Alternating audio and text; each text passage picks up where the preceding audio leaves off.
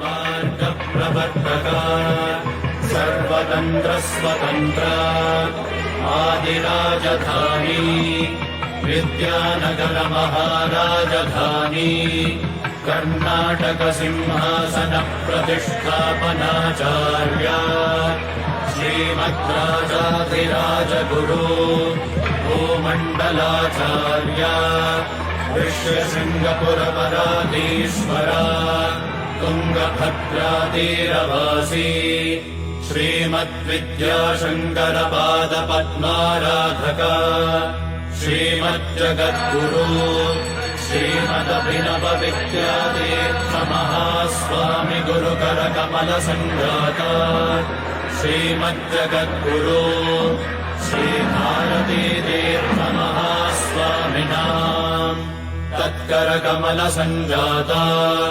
श्रीमज्जगद्गुरु श्रीविधुशेखरभारती महास्वामिनाम् च चरणारविन्दयोः साष्टाङ्गप्रणामान् समर्पयामः।